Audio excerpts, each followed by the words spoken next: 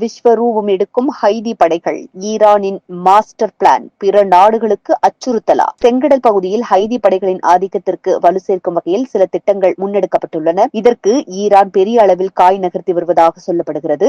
இது பிற நாடுகளுக்கு அச்சுறுத்தலாக மாறியிருக்கிறது. ஆப்பிரிக்கா மற்றும் வளைகுடா நாடுகளுக்கு இடையே ஏமனில் தொடங்கி எகிப்து வரை நீண்டிருக்கிறது செங்கடல். இதனை ஒரு முனை பகுதியில் அமைந்துள்ள சூயஸ் கால்வாய் வரலாற்று ரீதியிலும் வர்த்தக ரீதியிலும் பெரிதும் முக்கியத்துவம் வாய்ந்தது. செங்கடல் வழியாக சர்வதேச அளவில் 11% கடல் வழி வர்த்தகம் நடைபெற்று வருகிறது. ஆசியா, ஆஸ்திரேலியா நாடுகளில் இருந்து ஐரோப்பிய, அமெரிக்க நாடுகளுக்கு செங்கடல் வழியாகத்தான் வர்த்தகம் நடைபெறுகிறது. இந்த நிலையில் இஸ்ரேல் ஹமாஸ் இடையிலான போரின் போது செங்கடல் பெரும் பதற்றத்திற்கு ஆளானது. அதாவது ஹமாஸ் இயக்கத்தினருக்கு ஆதரவாக ஏமன் நாட்டைச் சேர்ந்த ஹைதி படைகள் குரல் கொடுத்து வருகின்றன.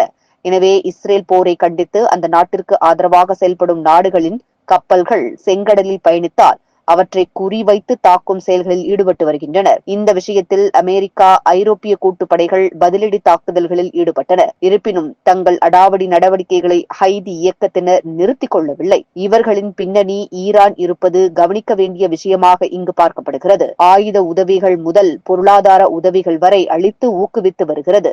இந்த நிலையில்தான் முக்கியமான தகவல் ஒன்று தற்போது வெளியாகியிருக்கிறது. செங்கடலில் தங்களது ஆதிக்கத்தை விரிவுபடுத்த ஈரான் திட்டமிட்டுள்ளது. இதற்காக பெரிய அளவில் ஹைதி படைகளுக்கு உதவி செய்ய காய் நகர்த்தி வருகிறது. அதாவது நவீன ஆயுதங்கள், உளவுத்துறை சார்ந்த தகவல்கள், பயிற்சி உள்ளிட்டவற்றை ஹைதி இயக்கத்தினருக்கு அளிக்க உள்ளனர். ஈரானை பொறுத்தவரை மேற்கத்திய ஆதிக்கத்தை ஒடுக்க வேண்டும். தங்களின் செல்வாக்கு மட்டுமே வளைகுடா பகுதிகள் மற்றும் அதனை ஒட்டிய பகுதிகளில் பறந்து விரிந்து இருக்க வேண்டும் என்று கருதுகிறது.